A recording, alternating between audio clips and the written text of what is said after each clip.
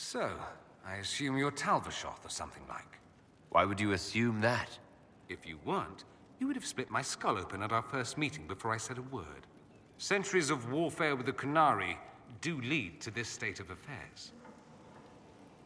You've encountered Qunari before. Qunari raids are rather old hat for anyone from the Eastern Imperium. Although the attacks aren't quite the rampaging wars of ages past. Now we're like two angry dowagers who only remember to spit at each other when they pass on the street. Did you meet any Qunari personally? None who weren't rushing towards me with a sword. I was too busy running in the other direction to say hello. I've met some Vashoth in my time, however. Mercenaries and a few merchants. They're not the same as Qunari. Might easily be a different people altogether. If only other people knew that. It's a southerner thing. Most of them don't even know what a Qunari looks like. Forgive their ignorance, O mighty one. They shall learn proper fear in time. If you've no problem with me, I've no problem with you. A philosophy I've learned to live by. No issue with my being Inquisitor, then? None that specifically involve you being so very, very large. No. Good. It occurs to me that I barely know anything about you. Beyond my being a mage from Tevinter, you mean? Beyond that, yes. And beyond my being so charming and well-dressed, which is obvious to anyone. You certainly think highly of yourself. It's true. I could be more modest, but I'd be lying. Now, what was I talking about? Ah, yes, me. I am the scion of House Parvis, a product of generations of careful breeding and the repository of its hopes and dreams. Naturally, I despised it all. The lies, the scheming, the illusions of supremacy. That's Tevinter in a nutshell, isn't it? Needless to say, my family was not happy with my choices. Why would your family be upset with your choices? Because I rejected their idyllic plan. If they had their way, by now I'd be married to some unlucky girl from a powerful family. We'd live in luxurious despair, despising each other as I waited to take my father's place in the magisterium. I declined the honor, and thus it's best I'm far from home. Less of an embarrassment that way, you see? I'm getting the impression that you don't care much for your homeland.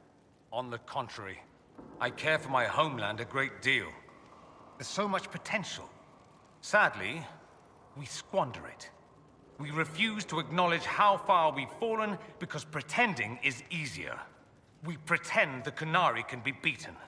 We pretend that we're superior to everyone, even our own people. Not everyone feels that way. I don't. Sadly, we're the minority. What do you mean by generations of careful breeding? The great families of Tevinter don't have children. They refine traits, weed out the undesirable, and promote the rest. My mother was chosen for my father because magic runs strongly in her blood. Never mind that they loathed each other. They wanted a son who could become Archon to make House Parvis the envy of the Imperium. They got me. A cautionary tale that you should be careful what you wish for. Why remain with the Inquisition? Why not go back to Tevinter? I'm not exactly welcome back home. Not that it matters, I'm quite accustomed to being a pariah. It adds to my charm. I can do more for Tevinter here. If the Venatori succeed, it'll set my homeland back 1,000 years. I'm sure some magisters would disagree, but that's why we kill them. I think I've heard enough. That's too bad. I never tire of talking about myself.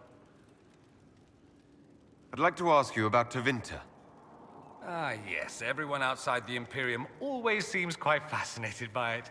Probably why they come up with so many ridiculous tales. Flying cows over Minrathous. That's madness. All right, that one's actually true, but the cows didn't have wings. I digress. Anything in particular you wanted to know? It seems strange that an entire empire would be ruled by mages. Strange? Why are you less qualified to rule than some tart with a fancy crown? Actually, the fiction in the Imperium is that mages don't rule. The magisterium rules.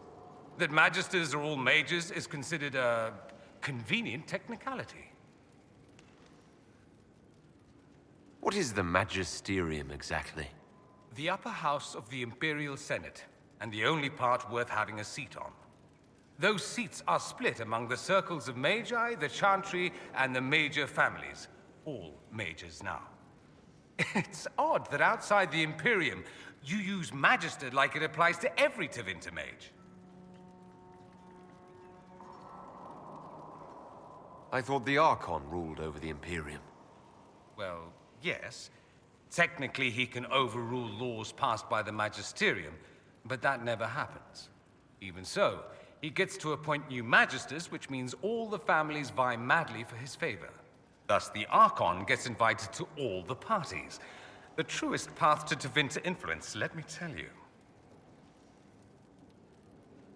If it's a fiction, that means mages do rule then. Yes and no. Let me put it this way. Mages do rule, but not all mages are equal. If you're not from the right family, chances are you don't rule anything. Maybe you're even a slave. The idea that anyone could be a mage, however, keeps the masses placated.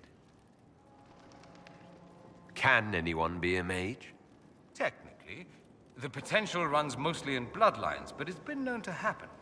More importantly, commoners believe it can. Tevinter legend is chock full of mage heroes from humble origins. So they hold out hope. Someday my son or my son's son will be a mage. Someday. Poor sods don't realize that means he'll be a quaestor at the arse end of the 100 pillars, at best. Being a quaestor isn't a good thing. I imagine the average non-mage likes to think so. Counting numbers and shuffling papers all day is better than many occupations after all. If you're a second-class citizen among a pack of piranha, however, your outlook changes. Let me ask you something else. Of course.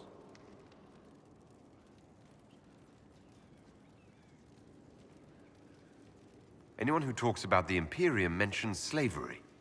It's the center of the slave trade. Ah. That is true. And? Did you have slaves? Not personally, but my family does and treats them well. Honestly, I never thought much about it until I came south. Back home, it's how it is. Slaves are everywhere. You don't question it. I'm not even certain many slaves do.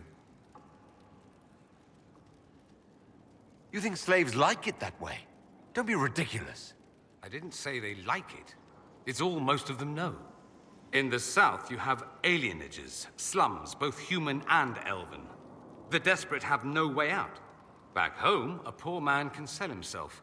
As a slave, he could have a position of respect, comfort, and could even support a family. Some slaves are treated poorly, it's true. But do you honestly think inescapable poverty is better? At least they're free. They don't have slavery forced on them. You think people choose to be poor and oppressed? I doubt it. I don't know what it's like to be a slave, true. I never thought about it until I saw how different it was here. But I suspect you don't know either. Nor should you believe that every tale of Tevinter excess is the norm. That's all I wanted to know. Fair enough. I should go. Try not to kill anyone without me.